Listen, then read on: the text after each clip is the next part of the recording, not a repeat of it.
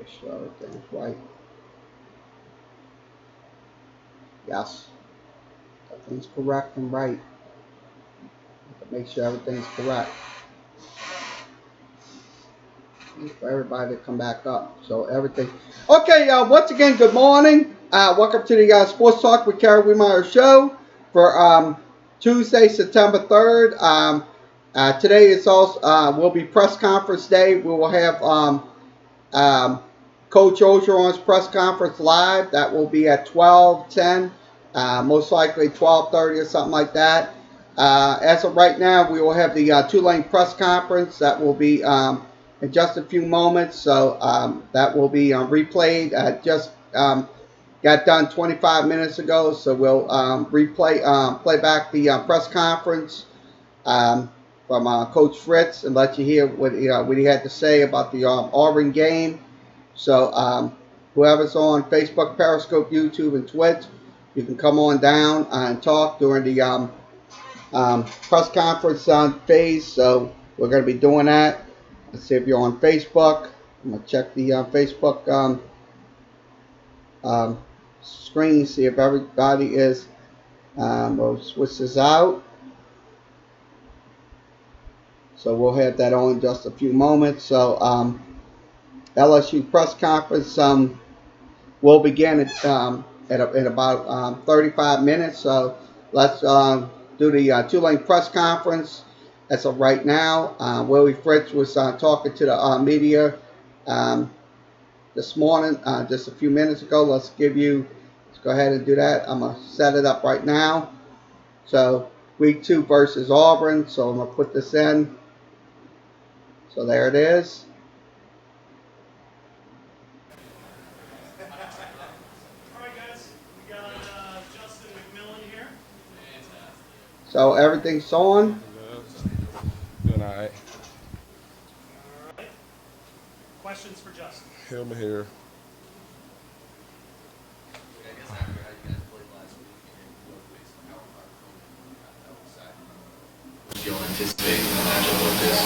I feel like this team is going to take it just as normal as the next game. You know, like I said, it's a big game, of course. To me, every game is big. So I can't really say this game is being treated any other as the next one would. But like I said, we got to practice every day. They're going to practice every day, no matter what the opponent is, to face this opponent to us. But we got to work hard in practice and, execute. I know you weren't a part of it, but last time you guys faced a powerhouse like Ohio State a couple years back, and there's still some guys that obviously. I mean, how much more do you feel like y'all are prepared for a team like that this season compared to a couple years back? And I know you only been with the program the last 2 years. Yeah, I feel like this team has prepared better now than we have in the past. I feel like winning isn't, I would say, brand new to us anymore. So, games like this won't sneak up on us because we won a game before. Bowl game isn't a mission for us as Tulane, as the city of New Orleans. Winning is expected for the most part. So preparing for this game, it's not preparation for another week, a couple $1 million in our pocket. It's a preparation to win. Justin, when you at Auburn back in 16 when LSU played and scored at the end of the time, ran out, were you on the sideline at that? What do you remember about that game? Just that happened. I remember that was the last game that I played under Coach Miles. That game, I do remember that game a good bit. A lot of stuff was going on at LSU around this time. That game was kind of a defining moment for Coach Miles' career and Coach Cam's career. That loss did hurt. I lost both of my coaches. Since then, I've bounced around and had situations that had to happen. So that game does mean a lot to me as far as the time in which it happened and the results behind it. Losing Coach Miles and Coach Cam, 2 guys that recruited me and brought me to LSU. So, I remember it. I do remember it. DJ's a good friend of mine, so I remember everything. We talk and joke about it. But it's a new team. It's a new year, so I feel like this team right here is preparing to win. You ever think your career could have been differently had the outcome of that game been different because Miles was there and you thought about all that? I try not to think about stuff like that too much. I'm just trying to stay positive right now. You look back to this weekend, I believe it was 7 Group of 5 teams beat Power 5 teams. Just in your estimation, having played at both conferences or both groups, if you will, where do you feel like the gap is closing with Power 5 and Group 5 programs? I can say the gap is college football. You never know what to expect in college football. Everybody has to come to play. Everybody has their unique talents. Unlike the NFL, college has a lot of unique different styles. You may catch a couple of different defenses, a lot of unique offenses in college, and you never know what the matchups may be. So I say, Power 5, Power 6, whatever it is, you still got to go play football. Everybody every man puts their their pants leg on one leg at a time. Do you think anything's contributed in particular to the closing of the gap? I mean, is it transfers? Is it more spread offenses throughout college football? Is it one thing that you feel like it's been I mean, I feel like the transfer portal does help a lot of, I would say, Power 6 conferences and more so us as players to just get on the field. I never was, I was right before the transfer portal, but just looking at it from the outside looking in, I mean, I feel like it's beneficial for a lot of players around 18, 19 that may have had coaches leave. Coaches can leave and coach instantly, as players have to pretty much deal with the situation that they were dealt with. So I feel like transfer portal helps a lot, and it can even out college football a lot. You guys had 12 penalties in the opener last week. What are you guys going to do this week? Like, looking at them on film, are those all like correctable things, just like mental lapses? I feel like those 12 penalties were first game jitters. People are excited to play. I mean, it's just how football is. I've been watching football this past weekend. I've noticed that the first games of everybody has been a lot of penalties. So, you learn to take it as the first game comes, and we go to film and we go to correct, and I can say we're gonna have more corrections, and we've been working on it a lot more. And the first game jitters are out the way, so we should be better and smoother. So do you think going into a hostile environment with more noise that may contribute to a penalty situation again? Like, are you guys preparing for something like that? We are prepared. I feel like as the quarterback, making sure the offense, for the most part, can hear and understand, and everything is running smoothly. I feel like I can put that on myself to make things better. But at the end of the day, it's still excitement in the game, and it can happen. We just got to move on from it if it does. I think the running backs gained 288 yards on 34 carries in that game. We've been talking about them all preseason this season. What can you say about their performance and how good they are? It was what we talked about. Ahead of the season, I think I said something about our backs will touch the ball in a number of ways, and they've shown their versatility, and I feel comfortable going to any game with this backs that we have. All 7 of them got at least one carry. Yeah, he does. Just talking about the depth in that position. Yeah, I feel like we can go back to back with in pretty much any situation. Our running back team is elite, and I say team because it is a unit. They are themselves. They support each other. They're behind each other. They have their own little section over there. The offense trying to stay out of the running back's way for the most part, but our offense is what it is when the backs are running. That slot back position, you're able to get 2 of them on the field. Oh yeah, we can sneak a couple backs on the field at one time. Like I said, throughout the versatility of the offense, we have a number of ways of getting the backs the ball, from Darius to Amari to YG to from high to low, big to small. We can get in back the ball with the versatility of this offense, and I feel like that'll be the strength of our offense this year. How much of a, I guess, kind of a wild card was it Amari just being able to not only line him up in the backfield, but really putting out Waddle in the slot? I mean, he seemed like he was, I don't know, someone was really fun to watch that Thursday, but he just played a lot of positions and do a lot of different things. Yeah, just joking around, Coach Hall. We plan on using him in numerous in any way we can. We want to run him, get him the ball, pass it, however we can, however we can get him the ball. We feel like Levin is a good player, and he's going to be one of the best players on the field, no matter what field we're on. So I feel like it's best to get him the ball early, often, as well as possible, and let's just utilize the backs that we have. Any other questions for Justin? Thanks, Justin. See y'all later, big guy. I'm going to say this about this offense. This offense, hold on, another play coming up. How you doing? I've got the belt on. I guess coming into this season, what was your vision of how Tulane, planned to use you on Thursday night? Was that a perfect example of maybe what your vision was, just the versatility that you have, the different ways that they like to utilize you? Well, last year in the Cure Bowl, Coach Hall had actually came and talked to me and told me that this was how he would be using me. And so throughout the whole summer, he's been preparing me and getting me ready to be a big accessory to the offense. And so that's just how I've been taking this on. The new offense, how well do you feel like it fits? Oh, yeah. You even better? I feel like it fits me a lot because it gives me different things to do. Like I could get in the backfield, I could go to the slot, and it just confuses the defenses, and they never know where or who's going to be in the game. Playing high school ball, same way. Actually, in high school, I played quarterback, so yeah. And it was just strictly quarterback.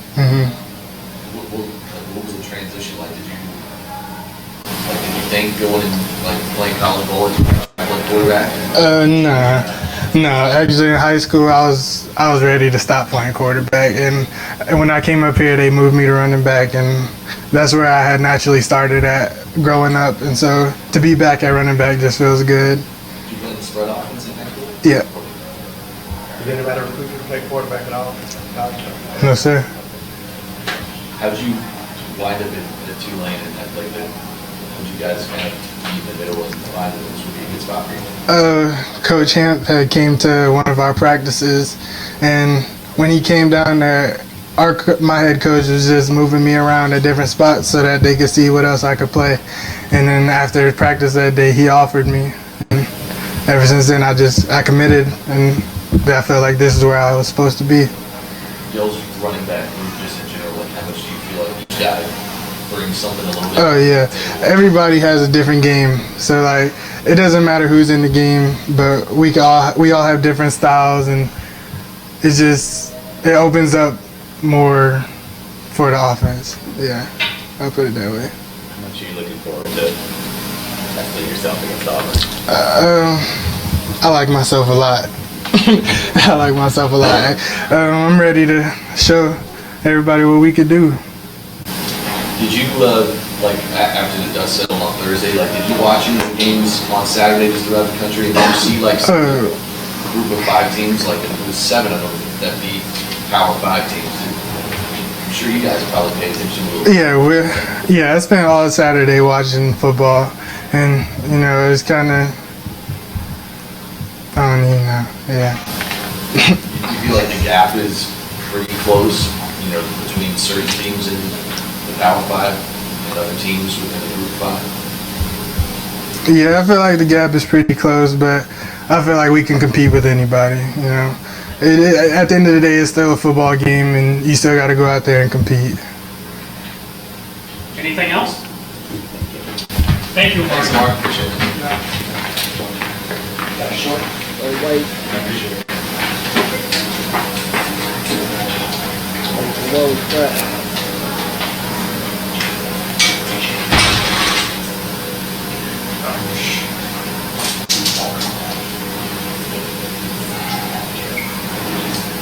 Check.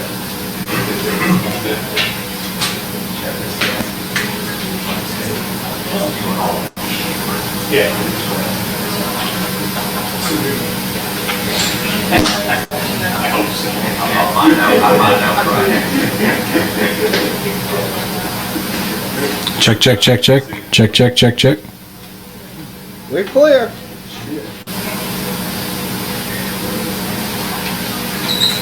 I'm trying to make sure everything is perfect. Because they kind of have low. See how they. Yeah, it looks like it's no sound.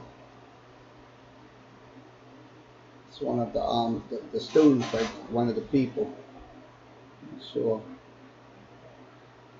Okay, as we wait for Coach Fritz, I'm going to tell you something about this team.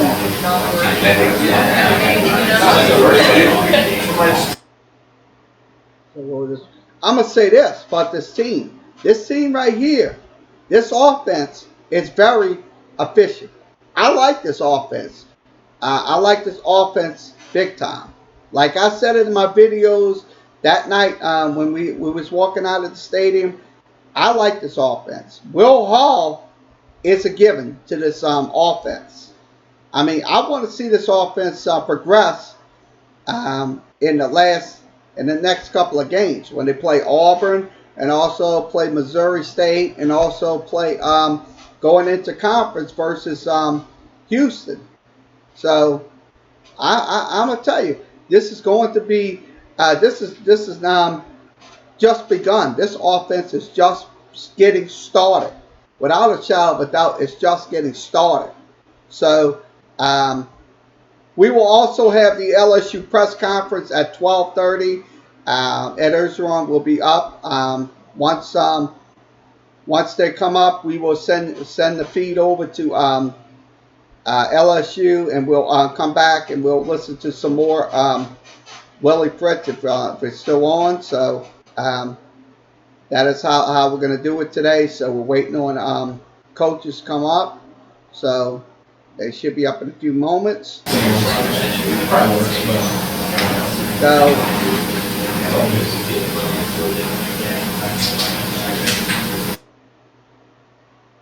having a little issue. Having a little with the Periscope. Hopefully they can get it going. Let's rewind it to Willie Fritz. I'm gonna rewind it on Monday, other than lift and review the opponent that we just got done playing videotape. So that's good to get a jump start. On Saturday, what were your initial thoughts on Auburn? The way they played? Well, they played a great opponent, and Oregon's a really quality football program, and I thought I think he was there in the spring, I believe, the quarterback. So he is a redshirt freshman quarterback, but he's had the benefit of going through spring football and the summer, so he's got some experience. But I thought he did a really nice job, got better throughout the ball game.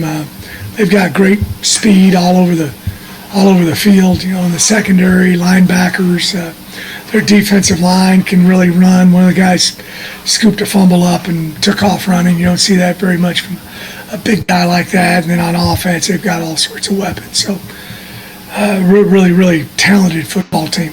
You kind of alluded to it, but with Nix not having the best start that he probably wanted, but being able to bounce back near the end, was it the moxie, I guess, that he had? Well, I think that's part of it. He's got a lot of, playing at a high level of high school football. It's going to help you. I think there's a big difference, going from a high level of high school football or coming from a lower level of high school football. Some guys, it's difficult for them to make that jump, and it takes them a year.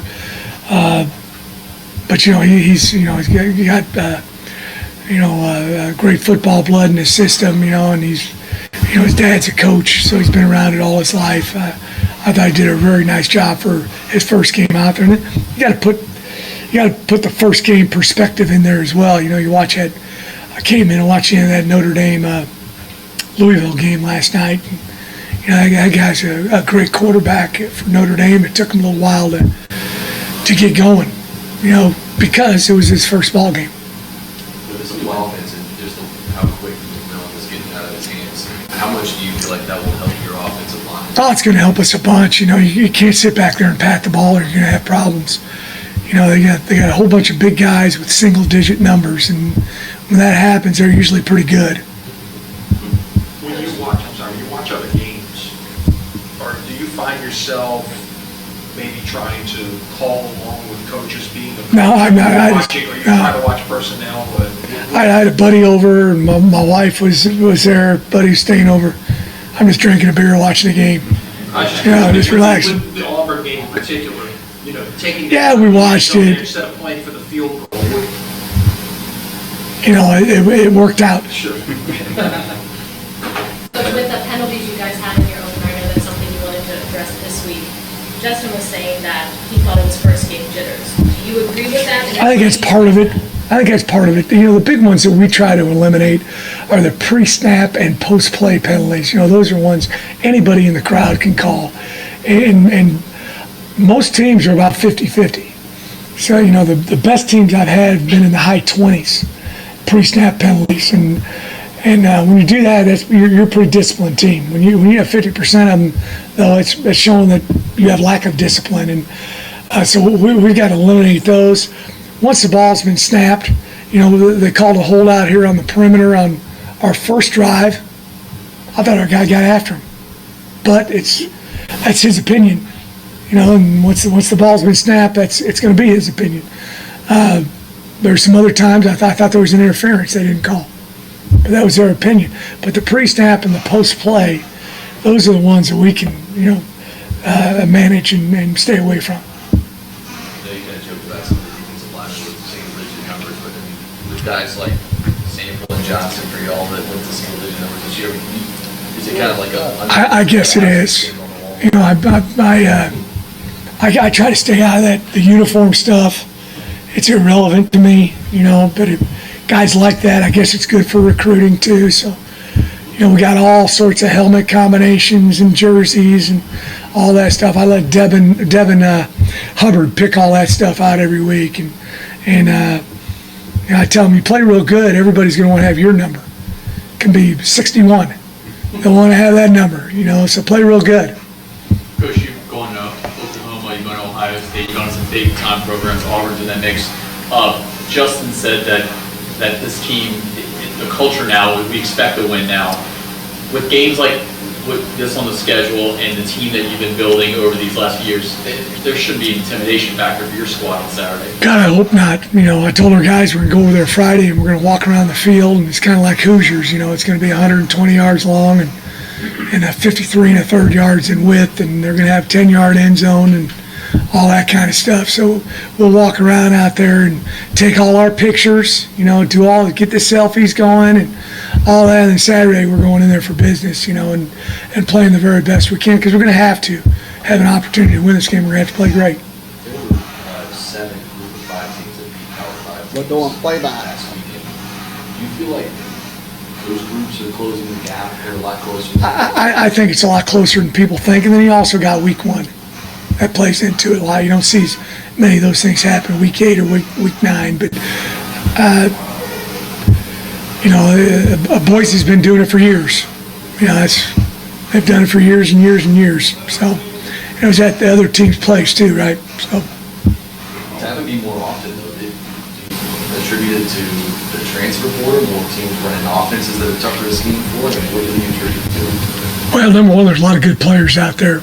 There's like Patrick Johnson. We're his first Division I offer with a week and a half left in recruiting, and then he picked up a couple others. But he's pretty good. He didn't have much going on. Then you have some other guys that everybody's recruiting, and they can't play. So it's beauty's in the eye of the beholder, and you just got to do a good job in the evaluation process, to get the right guys to your school. Not everybody's going to be a fit here at Tulane and in New Orleans. We got to find those guys, and we got to find Division I football players, and we've got a lot more of them. All of your running backs were effective. You've got Yeah. one of them, and you found a way to use them, and just how happy were you? Well, I think Will's done a super job of getting those guys all involved. And Coach Fobbs is, the best thing about him is they're an unselfish room. Because, in this day and age, that doesn't happen very often, where guys are rooting for other guys when they do things right, and these guys all do. And I think it's led by Darius Bradwell. He's doing some things that he hadn't had to do here his first few years, such as blocking.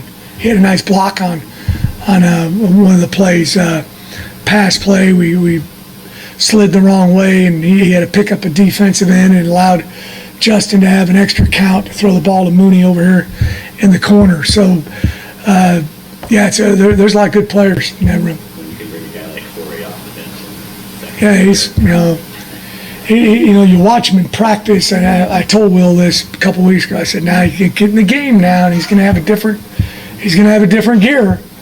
He's fast. 20.7, 200 meters is fast. There's not very many guys who can run that fast in the world. He's one of them. Really, how much do you feel like someone like Laurie Jones fits this offense in particular, just the versatility he's able to have? Well, he can do a lot of things. He can catch the ball. He runs great routes.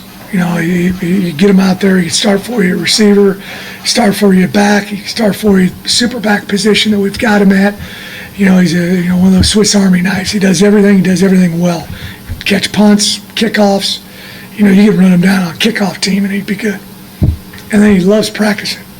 He's, maybe the hardest practicing guy we've got. He's certainly in the top 5. I know that. Talked a little off topic, but what were your thoughts about Rod Taylor making that 53? Really proud of Rod. It's a heck of a deal for him. He's worked extremely hard, so proud of him.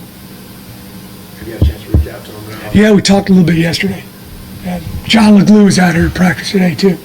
Just got picked up for the practice squad with the Saints, so really happy for those guys. Anything else? Thank you all. Thank you, Coach. Okay, let's switch this over. Okay, I'm gonna say this. What he's saying the truth. Look, on those penalties, last Thursday night, those 12 penalties, I'm gonna tell you, you have to clean that shit up, because if you don't clean that shit up, it's gonna linger on over and over and over again. We have to make sure that we don't get those pre-snap penalties, because if we do get those pre-snap penalties, guess what? It will continue over and over, and that's something that, look, if you're going to be a good team, you have to minimize your penalties. You have to minimize them. That's football. You have to minimize your penalties. I'm just saying that because, look, I know what's going on with those penalties. I watch those penalties, I watch those snaps. When they take those snaps, it can turn into 5 yards, 10 yards, 15 yards, or whatever. Look, but the truth of the matter is, we have to minimize the penalties. Now, we have to do the same thing we did last week against Auburn. It's run the football. We have to run the football. Because Bo Nix, that quarterback for Auburn, I'm going to tell you, he's a freshman, but he could be a lot of trouble for this offense going into this game this coming Saturday. When Auburn and Tulane plays, that's going to be, I think that's going to be on the SEC network. So we'll see. Okay, once again, the LSU press conference will begin at 12:30. We will wait for the press conference. As soon as it comes up on the Facebook feed, we will be able to send it over to the LSU broadcasting network, LSU video, the LSU TV network to air the Coach Orgeron press conference. This concludes the Tulane press conference from today. They had we replayed it, so we'll give you some breakdown numbers going into this game. I'm about to do that. I'm going to switch this over to the other screens. I'm about to do that in 1 second. Let me get this switched over. So we'll do that. We'll do that for a few minutes until the LSU press conference does come on. I'm about to switch over the screen. So please bear with me because we're switching screens. So I'm about to switch the screen over. So we'll have the screen set. Okay, we're going to go over some breakdowns of Auburn for just a few moments in this game. So we're going to do that. So I'm going to go to college football stats. I'm going to break that the analysis down on that game. So I'm waiting on the I'm going to go over to my I got to pull up my websites. So give me just a second to pull them up right on my screen, so we'll have information on them going in. So let's see if I can grab it. I'm going to go to I'm going to go to sports reference. I'm going to go to sports reference, so it'll be quicker. Then going to college football stats. So about to do that in a second. Let me switch over the sports reference sites. I'm about to swing it over. So let me do that for college football side. Okay, let's give you the recap on the Auburn game last week. I'm about to do that in just a second. Once Ed Orgeron press conference comes up at noon, we'll send it over to the LSU television network for the press conference. So please be patient. I know it'll be on maybe 12:10. It might be on 12:30, depending on what they when it comes out. So. Okay, let's give you the recap of last week's game against Auburn. I'm going to give you the scoring plays and stuff like that. Let's go ahead and give you the scoring plays. The scoring began in the first quarter. Oregon scored on a 1-yard run. It was at the 10-13 mark. It was 7-0. Oregon kicked a 40-yard field goal at the 3:17 mark. It was 7-3, and also Oregon led 14-3. It was on a 20-yard pass play. That was at the 2:11 mark. Also, let's see. In the second quarter, Auburn did kick a 25-yard field goal, so they kind of had a field goal game in that second quarter, 14-6. Oregon was on top. Also, let's give you, Oregon had a 6-yard run, so it was a 6-yard run. Extra point was good. It was 21-6 off of a 6-yard run. Auburn scored on a 11-yard pass play. Bo Nix's pass. It was 21-13. Also, in the fourth quarter, it was Joey Gatewood had a 1-yard run. Tied it up. It was 21-20. It was a 1-point advantage. So Auburn was scoring those whole time. They scored the whole damn time. Auburn had the winning touchdown on a 26-yard pass play by Bo Nix. That was at 9-second mark in the game. So Auburn won 27-21. So we'll give you the numbers on them. Okay, Auburn had 22 first downs to 17. Auburn had 42 carries for 209 yards. So Auburn, I'm going to tell you, Auburn is a damn good running team. They put up 209 yards against the Oregon defense. 209 yards rushing. That's amazing. So we're going to have to contain those that running game. We're going to have to contain it. Because if we don't contain the runs, we're going to get burnt 9 times out of 10. And that's something we cannot be doing, is getting burnt. Passing the football. Auburn was 13 of 31 for 177. They had 2 interceptions and 2 touchdowns. They had 386 yards total offense. They only lost the ball one, but they didn't. They fumbled it one, but they did not lose the ball. So that was just. But they had 2 turnovers in the game, without a shadow of a doubt. So they had 2 turnovers in the football game. Penalty yards, both teams had 7 penalties in that game versus Oregon. Now let's give you Bo Nix's numbers. Bo Nix was 13 of 31.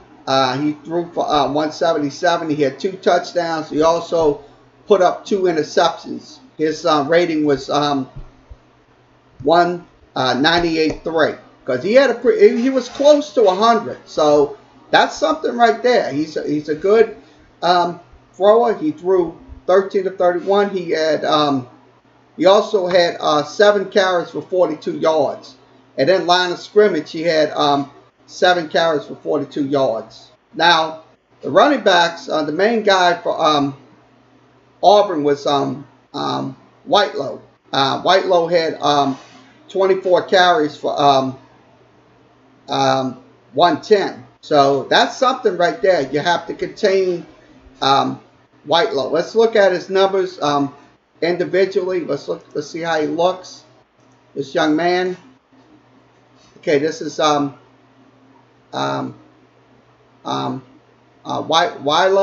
I'm saying this name right. Okay, his numbers stood out. He was a freshman last year. He put up 150 carries for 787. He had a 5.2 average. So that is one hell of a running back right there for that team.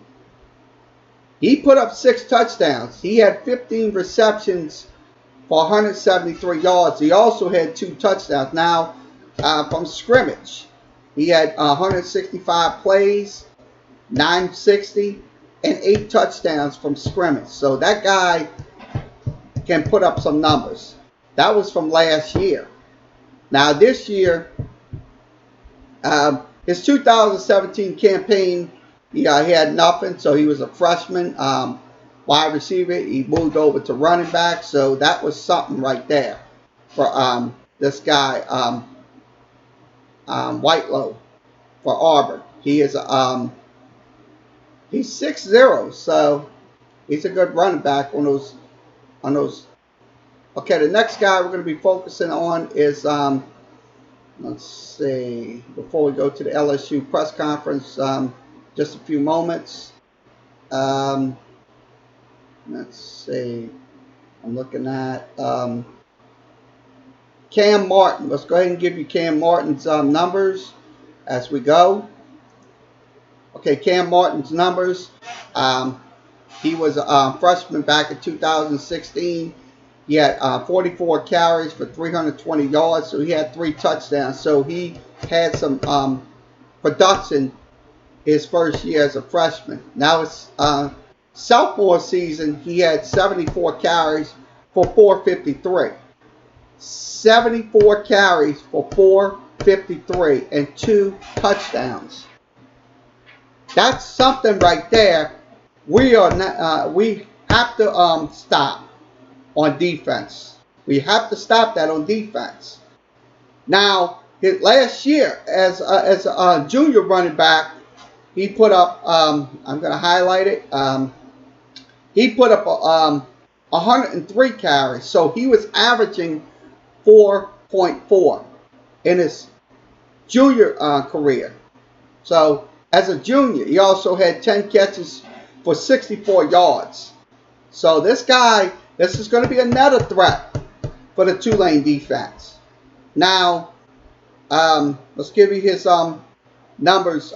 He only had 4 carries for 11 yards. His career, he had 225 carries for 1242. He was good at those numbers, and he had 6 touchdowns. So 1242 and 225 carries, it's no fluke. It's no fluke at all. No fluke.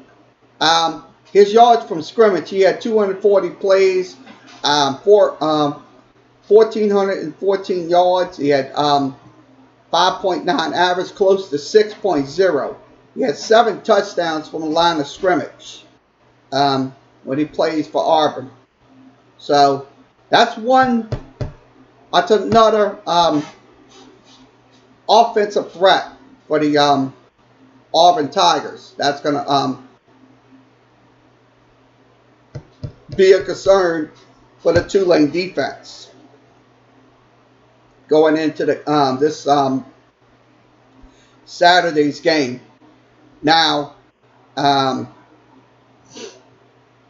we have to have a plan for these guys, for every one of these guys. Now, the next guy I'm going to go over. So next guy I will go over is the quarterback, Bo Nix. I think I did. So I'm going to go over his full numbers. Bo Nix. So this is his full numbers right here. So he's a freshman quarterback. So they're going to rely on Bo Nix to make plays in the game. They're going to have to rely on him.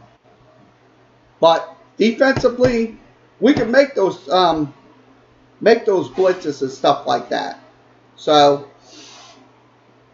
let's go ahead and switch it over. Okay, this is what I'm showing you on the screen. So now the wide receiver we're going to be looking at. We're going to be looking at wide receivers here, rushing and wide receivers. Okay, we'll look at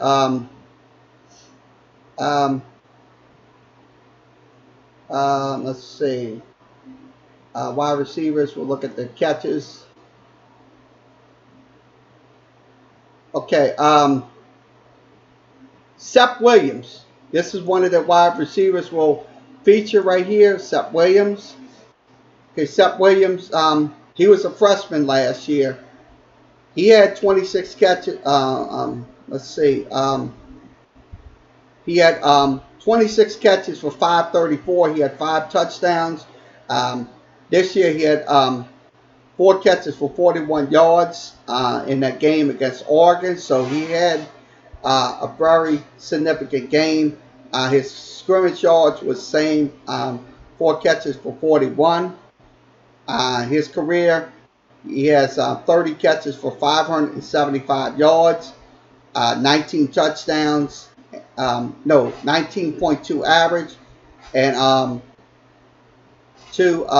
6 touchdowns. So also from scrimmage, 30 plays. So he's in those wide receiver core 30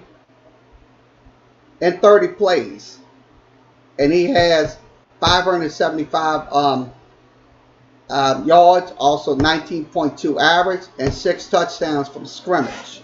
That's another reason why this Auburn offense is very explosive. I mean, they had a good. We'll show you their running game once more. That's why they put up 209 yards rushing in that game, and also catching some balls. So that's a deadly offense right there. That's the thing we have to be concerned about on defense. Is we have to cover those pass plays. They will throw. They will absolutely throw passes at our receivers. Last week, Morgan, that quarterback for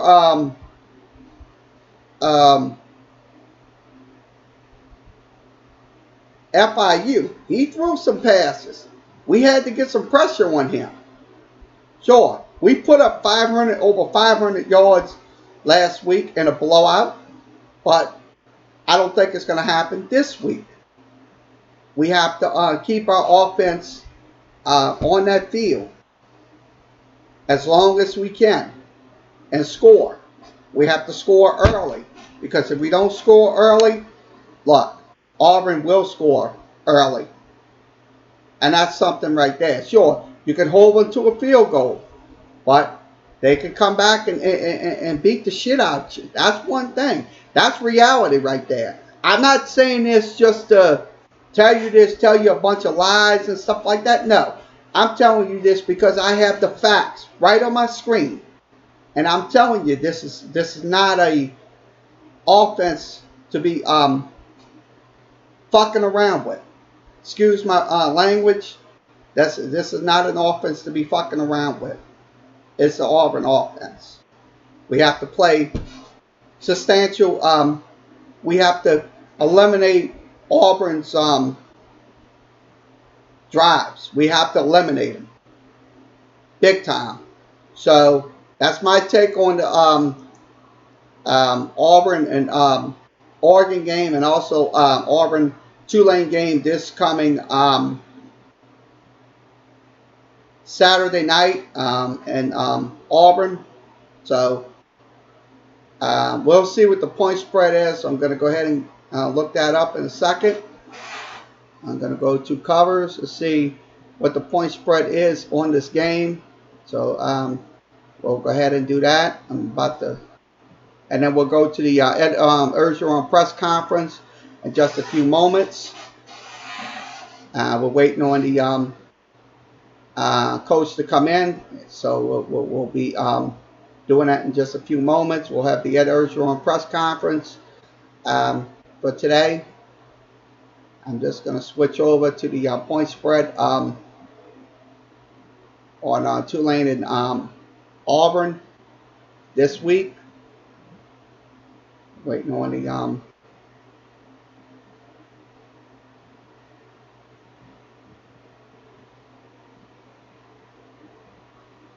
let's scroll down. I gotta see if I get Auburn.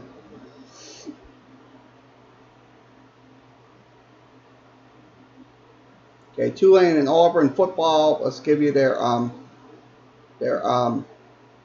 okay, the point spread is 19, so 19 and a half, so it's 19 for the Tulane Auburn game, so they're favored by 19 on live. They're 18, so that's the over and under is 50, and the live over and under is 51.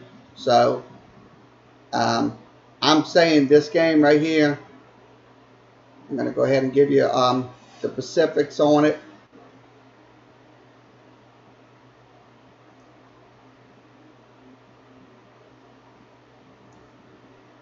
So a lot of people, I mean, I'm going to say this. Look, I think Tulane can cover these 18 points if they get out there and don't fuck up and don't have pre-snap penalties and dumb pass interference stuff to make them lose the game. So that's my take on it. I think Tulane can upset them. I hope they can, but I think the odds makers right now has Auburn in this game to win this game. So, I mean, a lot of our Tulane fans believe that's going to be an upset because look what happened when Oregon took them to the woodshed. They absolutely took them to the woodshed in that game last Saturday. So I think it's going to be maybe a shootout game. It may be a 27 to 27. I say a 7-point game. 7-point game comes down to it. So it's going to be 18, but I say probably a 7-point victory. If Tulane can come out and make the plays that they are supposed to win. So that's my take on the Tulane and Auburn game. The game will be this coming Saturday at 6:30. We'll have the live look-ins on it, and we'll probably won't have the video, but we'll have the updates on it during the show this Saturday. So let's go over to the Ed Orgeron press conference. I'm about to switch this over. We're waiting for coaches to come up, so we're going to switch this out in just a second. I'm about to switch this over. So we should be able to get the Ed Orgeron press conference. If we do, I'll be able to get it up. So let me see if I get it. The Ed Orgeron press conference.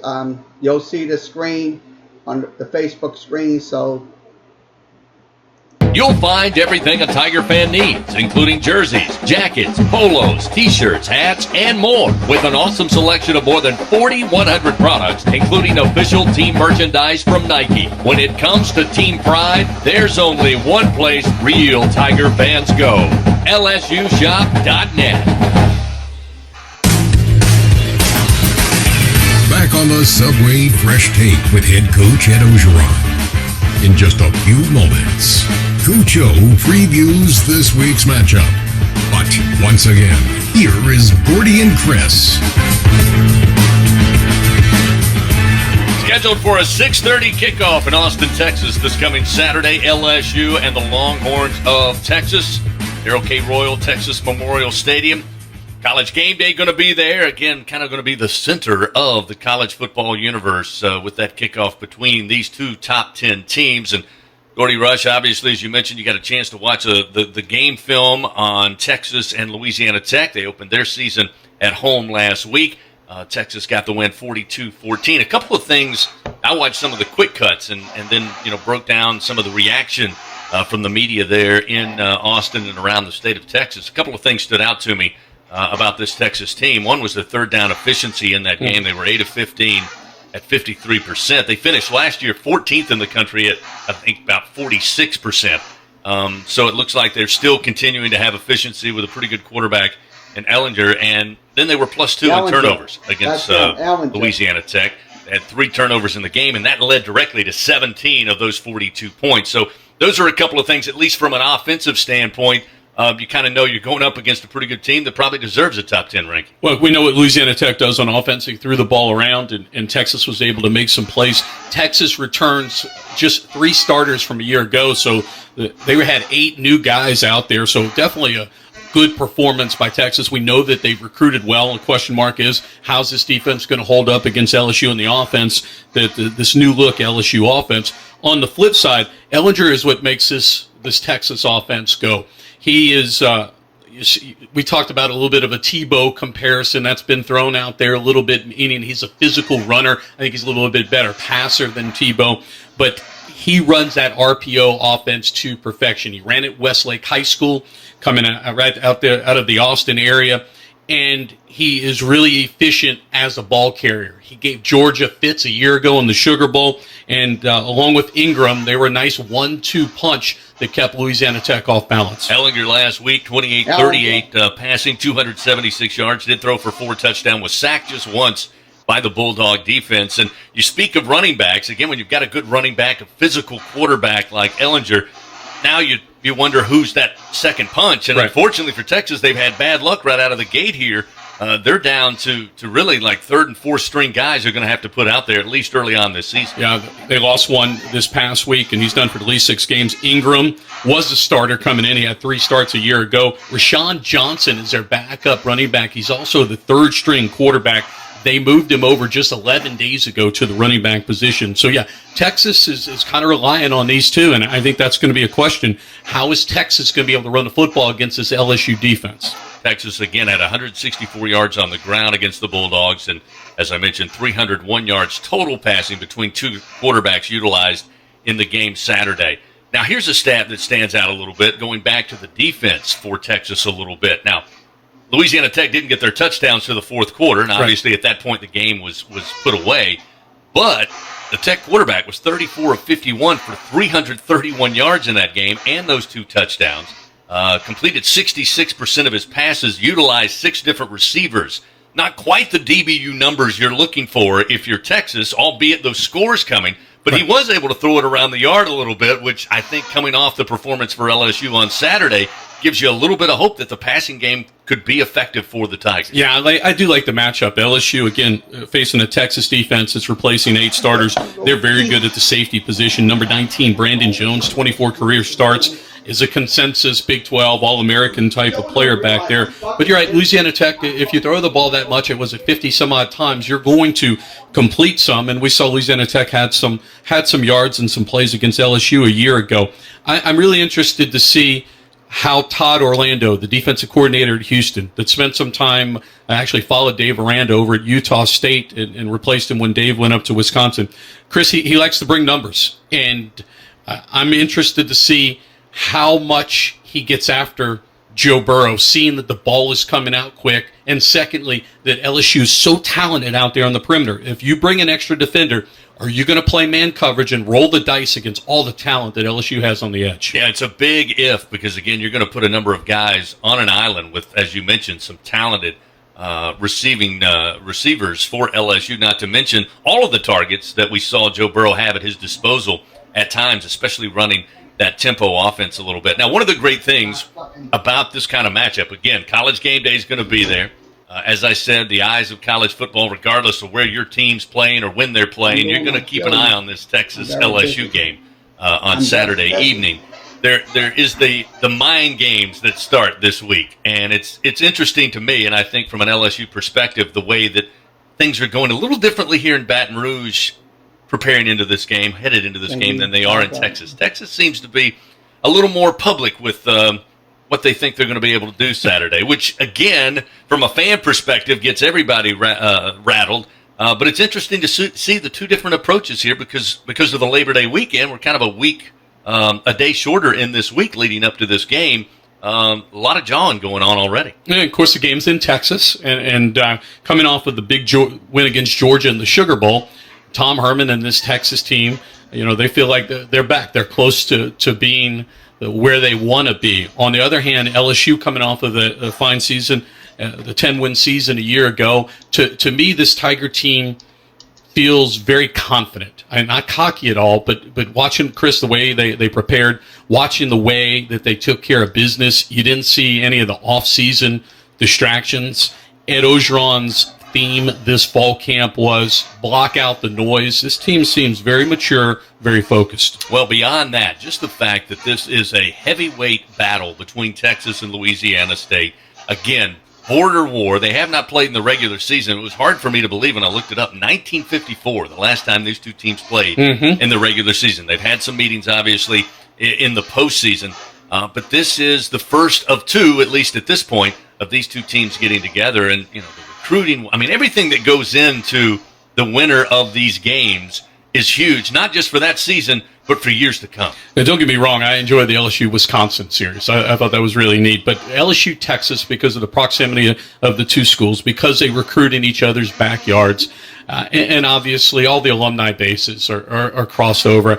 This one has more juice than the Wisconsin series. And like we've seen in social media and what have you, there are going to be a lot of vocal fans out there. So I'm excited to get going on Saturday. Just a few minutes away, Ed Ogeron will take the podium at the Lawton Room and set the table for the Tigers and their preparation this week before traveling over to Austin. In our last couple of moments, Gordy, in Saturday's game, we saw that tempo run as high a speed as I've seen anybody run it and as efficient as I've seen anybody run it. And then you have to consider it was game number one. But we've heard Coach O talk about it in press conferences. He talked about it with me last week on his radio show, that the tempo's there. And when the time is right, they'll speed it up. There's also times when they want to slow it down. Obviously, the first half was all LSU, and the score was so lopsided that you saw a little more of a slower move in that second half. But don't you think it's going to be interesting to see in this type of game coming up Saturday when the Tigers put the foot to the gas and when they want to back it off a little bit? To me, that's something I'm going to be looking for in these type matchups, is when they go fast and when they decide they want to use some clock and slow it down. There are a lot of factors that go into that, Chris. How quickly does your defense get off the field? How long have they been on the field? You want to make sure that they're not gassed. So that's a part of it. Obviously, Texas's personnel packages, how much are they going to be specialized? How many times are they going to be trying to get people in and out? And obviously, LSU's looking at the film now and doing some of that. But, Chris, it's going to be a kickoff in they're talking about 100 degrees, something like that. That's a part of it as well. So LSU has the ability to slow it down a little bit and do a little bit more check with me, and they can go fast. I'm with you. It's going to be a great little chess match to see how Steve Ensminger, Joe Brady, they go against Todd Orlando's defense. Speaking of that defense for LSU, what do you think? Your best guess on Dave Aranda trying to at least minimize Erlinger and all the facets in which he can hurt you. I think two keys is you have young cornerbacks. Well, you have Fulton that's returning, but we saw some of Cordell Flott, and obviously we saw Derek Stingley against a very seasoned group of Texas receivers that can go down the field and catch the big ball. They did that last year, and so that's a key matchup. But what I'm really interested to see with Dave Aranda is how does he account for Ehlinger in the run game? You've got to make sure that he's accounted for because he is as big a run threat as their running back Ingram. Hidden yards so big in every game, but certainly in these type games. And as you said, first week, they passed the test with flying colors for LSU special teams. Not only all the kick units, but as well as the return teams. Yeah, all the games. I thought the punting game was fantastic all around to get out there and execute at that high level. Because when you get into a game like this, Chris, special teams, a close game like this, special teams very well may be the factor. Again, Texas hosting LSU coming up this Saturday from Royal at Texas Memorial Stadium. Again, kickoff scheduled just after 6:30. Televised on ABC. Of course, College Game Day is going to be there. There wasn't a ton of tickets, but it sounds like a bunch of Tigers are going to make the trip over there. Should be one of the better atmospheres, and I think it's great this early in the college football season to have a matchup just like this. I do too. University of Texas, beautiful in downtown Austin, known for their restaurant and entertainment district as well. There's going to be a lot of purple and gold there. Again, we'll have the airtime beginning at 4:30 here on the network. We'll have LSU Game Day. Of course, Hunt Palmer, Marlon Favorite, Brandon Taylor. I know those guys are all going to be ready to go. Shot out of a cannon when they come on at 4:30. And then Gordy Rush and Doug Morrill will join me from Texas Memorial Stadium. And we'll have kickoff coming, as I'm told, somewhere after 6:30 with all the festivities that go in to this weekend. And it is a great trip to go over to Austin, one of the great cities, not only in the state of Texas, but in the United States. And everybody looking forward to going over there. We'll make the trip on Friday. And what do you think? We get about 28 hours, 30 hours or so in Austin. Try to make the most of it before kickoff. We will make the most of it, as we always do on the road. Always having a good time. And it's always great, Chris, to see the traveling Tiger fans. They're everywhere when LSU's on the road. I was a little impressed, as I told you last week, the Georgia Southern fan base that made the trip over here. They were all certainly not happy with the result. As I promised them last week, I said, guys, you'll have a great time here. You won't like the ride back, but everybody did enjoy their time here, and there was a lot of blue and white. But it was all purple and gold when it was said and done. Let's now head to the Lawton Room. Michael Bonnet about to introduce our head football coach, Ed Ogeron. 2 o'clock on Friday, and we're staying in Round Rock. Today's media access at practice will be at 3:30. We'll be outside, and then we'll have player interviews at about 5:40 in the indoor facility. Reminder that Coach O has his radio show tomorrow night at 7 at TJ Ribs. And if you can silence your phones and then raise your hand if you have a question so we can get a mic to you. Coach? Coach Ogeron's coming on. So, guys, competition Tuesday. The week's already on the way. I'm going to recap last week's game just a little bit and move on to Texas. Very proud of our whole football team and our coaching staff, the way they prepared for this game. I think we're very efficient on offense. The spread offense got off to a good start. Joe was on the money with his passes. I thought 14 guys catching the ball. We spread the ball around very well. Offensive line blocked, no sacks. Then the whole Georgia Southern, the 98 yards of total offense was a tremendous job by our staff. I thought we tackled well for the first game. We won the turnover ratio, which we all know those guys were plus 22. We were plus 2. We worked very hard on that. On special teams, Derek Stingley showed us some stuff in the return game. Cade York was 2 of 2 for field goals, 7 on 7 for extra points. So overall, I thought it was a great, great team effort. And obviously, we're going to face a great opponent in Texas this week on the road. It's going to be a very good challenge for our football team, but we're going to be up for it. A little bit about Texas. They're plus 2, we're plus 2. The offense is led by Sam Ellinger, quarterback. He's a very, very good football player. He's a complete football player, and he does a lot of things with his feet. He does a great job with his arm. He makes some great decisions. They have an excellent scheme. They're very similar to us on offense, and he knows where to go with the football. Keontae Ingram's a big back. He's physical and he's explosive. Collins Joseph may be the biggest and one of the best receivers we see all year. We're going to have a plan for them. They're very strong up front, have a very good scheme. On defense, they're 3-3-5. They're returning 4 starters. Their linebackers are very, very good, and so is Caden Stearns, one of the best safeties we're going to see. Joseph Asai, number 46, is an excellent linebacker. Those guys can run and hit. They blitz a whole bunch. A zone blitz football team. They're very good at blitzing. On special teams, they have a lot of great athletes. Jake Smith's an outstanding returner. We have to know where he's at all the time. This is a very well coached, good football team. Going into Austin, Texas is going to be, we have to practice the noise this week. It's going to be a loud stadium. We're playing on the turf. We're going to get there early, get ready to go. It'll be a tremendous challenge for our football team. Any questions? Coach back left. What's the signature of a Todd Orlando defense, and why is he so respected amongst his peers? Well, they blitz by protection. They blitz the run.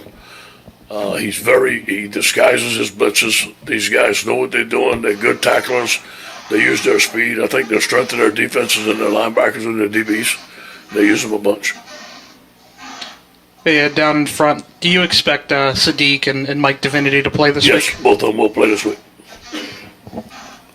Hey, Coach, this is obviously not your average non-conference game. As a guy who grew up in Louisiana, can you speak to the cultures of Louisiana and Texas and all this coming together in the football I game? remember all those comments growing up, no question. I remember that, and I remember the rivalries, and, I was at Arkansas, and in the Southwest Conference then, and I know how big that is at UT, and I know the people from Louisiana, kind of rib each other from Texas and all that, so I understand all that, but you know what?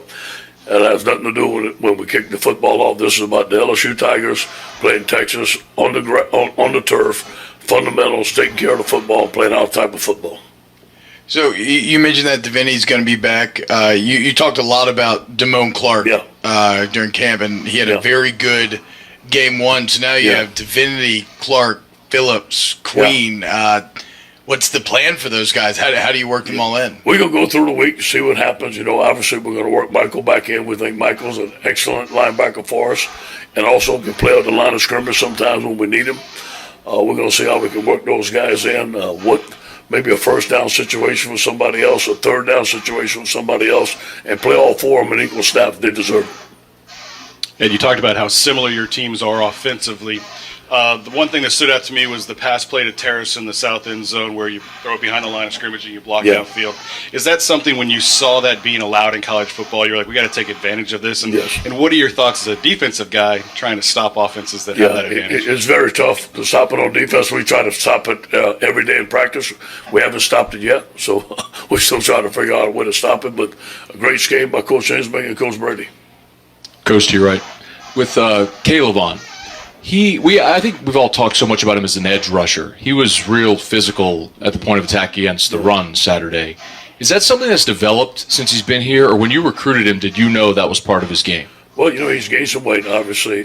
Caleb on is very thick, and he has a great lower body. He has a lot of strength in his lower body, and he's worked hard. And, this injury allowed him to get strong in the weight room. Tommy Moffitt has done a tremendous job with this guy. He's very explosive. As you can see, he's all muscles. And the way he played last Saturday night is how we expect him to play. Coach, where do you think the maturity of your team is in terms of handling everyone telling them they played an amazing game this past week? And like last year when you lost at Florida, you played your best game maybe the next week against Georgia. How do they handle that? Right. We're about to tell on Saturday night. And I don't expect them to play well. This is a mature team. The way they acted yesterday were not giddy. It was a day off for them. We had Tell the Truth Monday. They handled the film very well. We had one of our best Monday practices we ever had. They know the magnitude of this football game, but again, we're not going to make it bigger than life. We've been in big games before, but this is a big game, and they know it. Head back down here in front. How does being on the road and dealing with that noise kind of change or challenge how the offense operates without huddling? Solid count, obviously. We're going to have some noise on Tuesday and Wednesday. We're going to see how we react to it, see the things that we can do, we can't do. We may have to simplify some things, maybe have some checks that we can't do on the road, can't do on the road. But I think as the game goes on, you can figure out what you can and you can't do. Ed, right here in the middle. A lot of talk about the linebackers, obviously, but two younger ones, Micah Baskerville and Kendall McCallum, just what you saw from them, and then if you have an update on Sony Fanua and his status. Yeah, Sony had a little operation on his hand, so he's going to be out for a little while. I think those two young linebackers are going to be good linebackers. They're not at the level of the other guys in front of them, but they're developing. Coach, over here to your right. Two questions. The offense was so good on Saturday night. Are you curious to see what it can do against the top 10 opponent? Yeah. Number one. And number two, of course, Tom Herman's being asked about LSU this week. Right. Does that make the game any more different for you, or do you really not care about all of that? I answer the second one first. Don't care. I mean, I'm happy to be the coach at LSU, and this is about our football players against their football players, so none of that means anything. I am interested in seeing how we protect our quarterback against all these blitzes. I do believe that we have the skill and the knowledge to get people open and to catch the football and make yards after catch, but we do have to protect the quarterback first, and this is going to be a challenge for us. And it's going to be super hot this week in Austin, and they have a turf field. Are you going to do anything different this week to try to get your team ready for Saturday? Obviously we've been practicing in the heat, and we're going out there as many times as we can. Today we're going to practice on the grass. Tomorrow we may practice on the turf out in the heat again. Seems like it'll be a pretty nice day out there. But I think I've talked to Louisiana Tech. I'll talk to them some about the conditions at the stadium, some of the condition on the turf field. I think we're going to be fine. Ed, you're right. Do you have a comp for Sam Ellinger, maybe that you prepared against during your time at LSU or before? Can you say it again? Do you have a comp? Does he remind you of anybody, Ellinger, that you've had to prepare for? You know, he reminds me a little bit of Tebow. And I was at another school and we had to play Tebow. And I'm not saying he's as good as Tebow. I'm not saying he's not, but he reminds me of that type of player, but he's a better thrower. With Colin Johnson, I guess, how do you go about defending him? Do you kind of assign one guy to him, or do you guys just go side of the field with corners? Well, yeah, you know, that stuff sounds good until they start giving it to the running back and they start mixing a lot of plays, you know. So we're going to have a sound defensive scheme. The one thing I like about Coach Aranda and our defensive staff, we may have gone into last week's game with about 15 different defenses. We used one. So our guys play. And, you know, we're going to go in there and play our base defense. Now, if we need to make adjustments as the game goes on, Coach Aranda always has some answers. So I'm sure there'll be something like that if we need it. But if we can play our base defense and play the things that we play well, that's what we're always going to do that. Coach, over to your right here. Going back to the offense and playing a defense like this, what does need to change? I mean, you guys played really well, obviously, but what does need to change when you face a defense as aggressive as this? What does need to change when we face a defense? Yeah, what different looks do you expect to give your offense playing a defense like this? Yeah, well, first of all, offense is going to get a lot of blitzes this week. And is that what you asked me? Yes. Yeah, a lot of pressure. Georgia Southern played the same defense we practice every day. And there was not much of a change, so we were used to it. Obviously, there's going to be bigger, better athletes, especially in the linebacker position, the safety position. These guys are phenomenal athletes. I think it's the strength of their team. So they're going to try to probably blitz us most every down, and we have to pick it up. And you talked about players knowing the magnitude of this game. When you're trying to take that next step and get back to that elite level, how important is it to win a game like this? You know, it's very important, but there'll be a lot of games down the road that are just as important or more important. So we got to be able to learn how to handle this. You want to be on the big stage at LSU. We are on the big stage, but you know what? It's not going to change our preparation. Today's competition Tuesday. We're going to keep a level head. We're going to go out there and do the best we can today. The same thing the next day. I'm sure when we get on that plane, we're going to be fired up, ready to go. I'm sure they're going to be fired up, ready to go. Team that takes care of the ball, the team that's most physical, is going to win the football game. Down in front. In your experience, when coaches have kind of a personal and professional history with one another, like Aranda and Herman do, does it affect preparation in any way in terms of trying to make things look different, or does it complicate matters? What is your view of that? I think that's overrated. I think that what you see on film is what you go after. But I think that every once in a while, I guess there's some internal motivation. But Coach Aranda would never say anything like that. He's the ultimate professional. But I'm sure there's a little internal motivation. Ed, on your right. Would you mind talking a little bit about Glenn Logan and maybe the camp he had? Because it probably surprised a lot of people that he got the start last week. Yeah, thanks for mentioning that. I thought Glenn Logan played fantastic. The first play of the game, he had a cutoff block, and it's hard when you get a cutoff block and a dive coming right after you made a tremendous tackle. Glenn Logan did not miss one rep in camp. And I can't say that for any other defensive lineman. And I don't think any other offensive lineman that I know of. So Glenn was very, very sturdy in camp. He's come a long way. He's an excellent lineman right now. He's one of our best linemen. He's a great young man. He doesn't say much. He's a good technician from Destrehan High School. We're proud of him. Coach, Ensminger said during the summer that there would be a situation where he might go with Brady on a play or something, he would have final say. But, like, how many of Brady's plays got through, you think, Saturday? A bunch. I thought I was on the headset. They communicated very well. And Steve had an open mind. I thought he called a great game. Joe made some suggestions. Some went through, some didn't. But I think that as the time goes on, those guys share it together. Steve calls it. It's both their ideas. I think they work great together. Ed, you mentioned the similarities between your offenses and Texas's. How defensively can that help y'all prepare for Ellinger and Johnson, all the things that they can do on that side of the ball? Yeah, well, you know, we're going to prepare. How are we going to prepare for Ellinger? How Yeah, it helps, but we don't have a scrambling quarterback like that. Joe doesn't scramble that much in practice, and he can scramble, but Ellinger is much more of a running threat than our quarterback is. So those things that maybe last week helped us prepare a little bit more. Judge Southern, a running quarterback. He's a different style than Joe. This guy can beat you with his feet, can throw the football, but he's very dangerous, especially in the red zone. They're going to give him the ball, just like they did with Tebow, give him the quarterback power on short yardage, run him on the zone read. So he's a little bit different than our offense in that situation. You mentioned the quarterback power, what a big part of their offense that is. What did you see in week one from Tyler Shelvin, and how kind of important is he to stopping that? Yeah.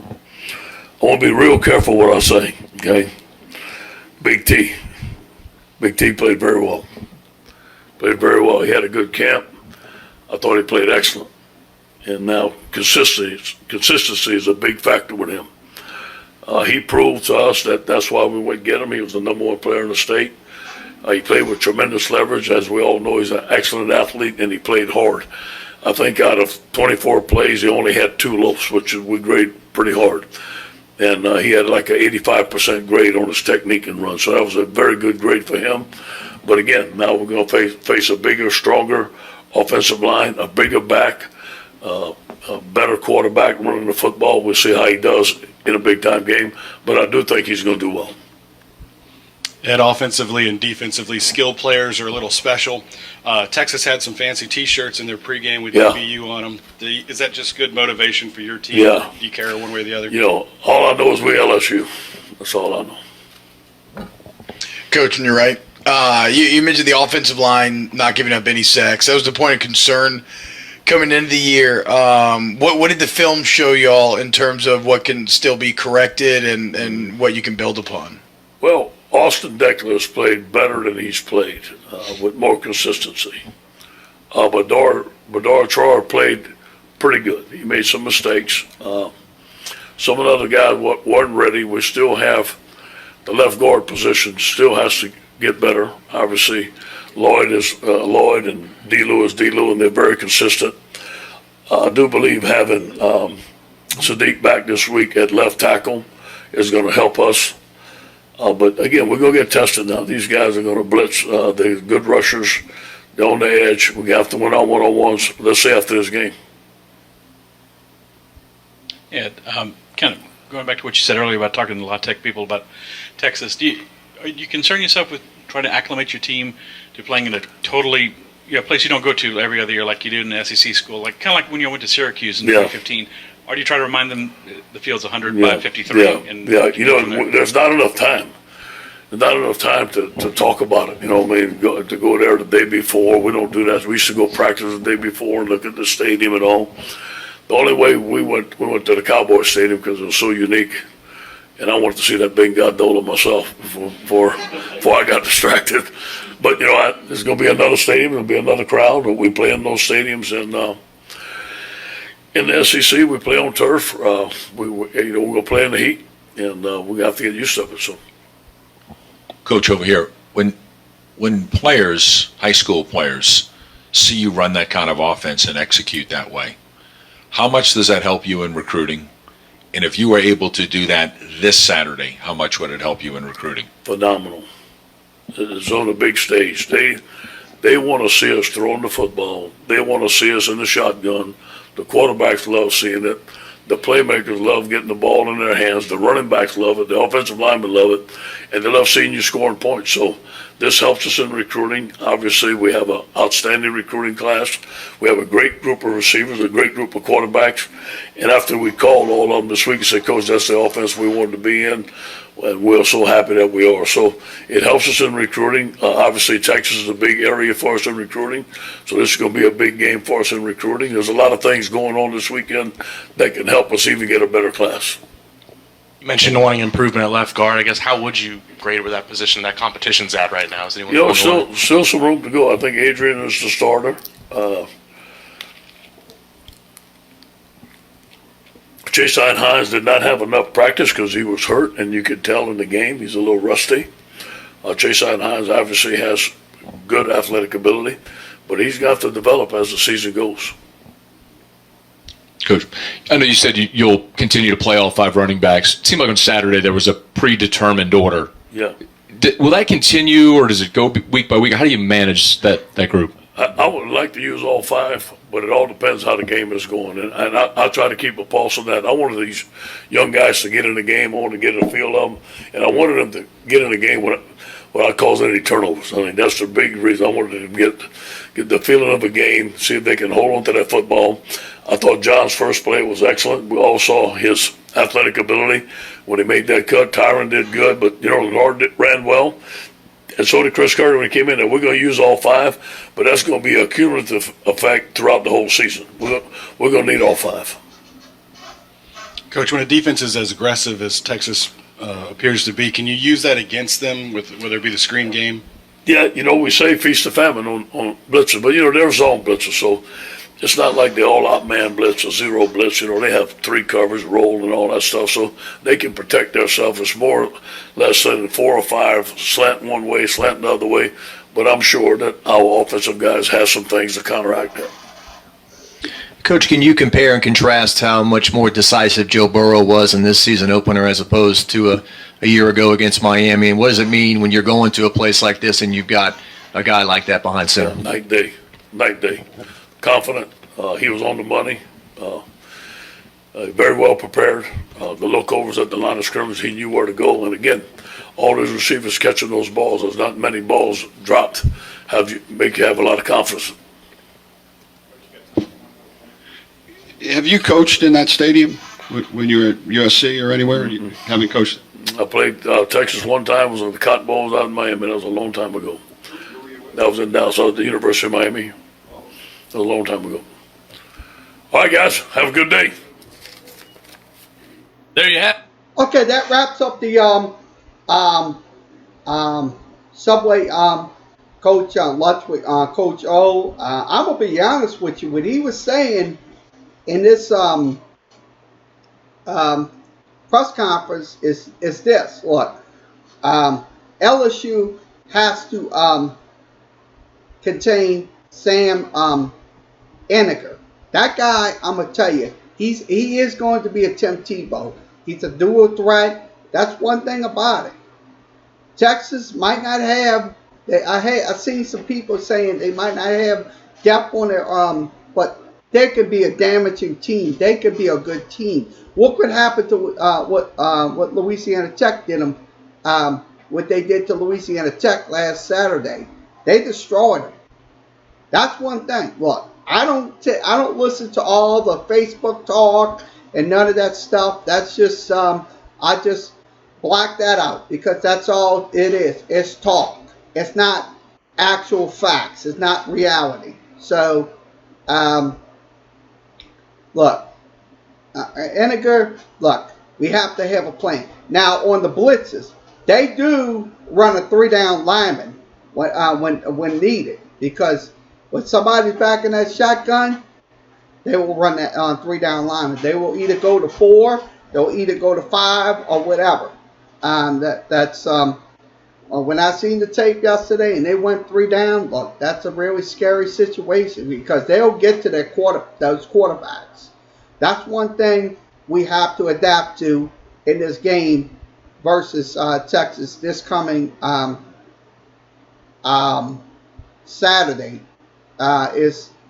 Is adapt to those blitzes and stuff like that. I don't care if it's an all-out blitz. I don't care if it's a 3-man blitz. I don't care if it's a 4-man blitz. We have to have a plan for that. So that's a word to the wise. Also, later on we will have the Sports Time New Orleans Sports Podcast, and also we will have the Southeastern Coaches Show.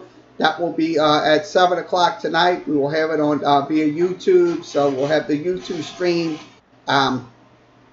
feed over to this one. So that will be tonight. So, and also we'll have the podcast. So later on. So once again, this concludes today's Sports Talk with Kerry Wehmeyer show for Tuesday. September 3rd, we'll be back again later on this evening. Like, share, and subscribe. As always, Facebook, WordPress, Instagram, Tumblr, and also Reddit. Also, you can email me at any time at kerry.wehmeyer@yahoo.com. Also, you can follow me on Skype. I'll send you send me your email address, and I'll invite you in. Also, if you want to do Hangout, just go same address as well. Also, you can also always follow me on Facebook. That's facebook.com/kerry.wehmeyer, that's the number 75. Also, you can go to the Sports Talk with Kerry Wehmeyer page. That's facebook.com/KLW782540. That's the email address, the address to go to that page as well. Also, follow me at Sports Talk 78 on Tumblr, and also WordPress. So the addresses are all on your screen. So there's no reason not to follow. Like Randy Kirby said, share this shit. We needed to get it out there. So everybody have a good rest of your Tuesday, and we'll be back later for the Selfies and Coaches show, and also Sports Talk, Sports Time New Orleans podcast. So everybody have a good rest of your